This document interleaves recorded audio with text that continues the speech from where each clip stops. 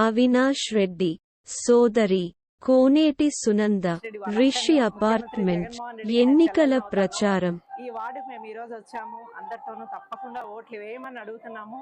Both ఎంపీకి ఎమ్మెల్యేకి ఇద్దరికి వేసి గెలిపిస్తేనే మళ్ళీ మనం జగనన్న అత్యధిక మెజారిటీతో గెలిపించుకోవాలా.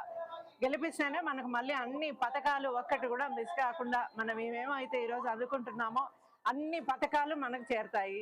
మీరు కూడా గమనించాలా, ఎవరు అబద్ధాలు చెప్తున్నారు, ఎవరు నిజాలు చెప్తున్నారు, ఎట్లా ఏమని గమనించుకొని ఓట్లు మీరు మీ విచక్షణ కొద్దీ మీరు ఓట్లు వేయండి. నేను అందరినీ ప్రార్థించేమంటే తప్పకుండా ఇద్దరిని మనం మళ్ళీ మన పథకాల వాళ్ళందరినీ గెలిపిస్తే మళ్ళీ మనకు అన్ని పథకాలు వస్తాయి. ఇది మేము ఈరోజు కుమ్మరి వాళ్ళ కుండలు చేస్తారు కదా, ఆ వీధికి వచ్చాము. అందరిని అడుగుతున్నాము, అందరికీ పథకాలు అందుతున్నాయని చెప్పారు.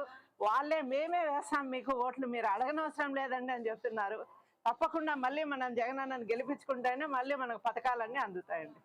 ఓకే, నమస్తే. ఎస్ఆర్సిపి విజయభేరి కార్యక్రమంలో ఈరోజు ఎంపీ అవినాష్ రెడ్డి గారి రిలేషన్, ఎమ్మెల్యే రాచమల్లి శివప్రసాద్ రెడ్డి గారి రిలేషన్ మహిళా క్యాంపెయిన్ చేస్తున్నామండి.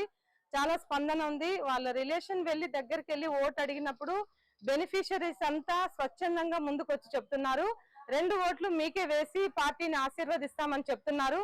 సంక్షేమ అభివృద్ధి పథకాలు కావాలన్నా అత్యధిక మెజార్టీలో మన ముఖ్యమంత్రి గారు మరియు మళ్ళా ఒకసారి వైఎస్ఆర్ గవర్నమెంట్ ఫామ్ చేయాలంటే మేము ఖచ్చితంగా వైఎస్ఆర్ పార్టీకి సహాయం చేస్తామని చెప్తున్నారండి.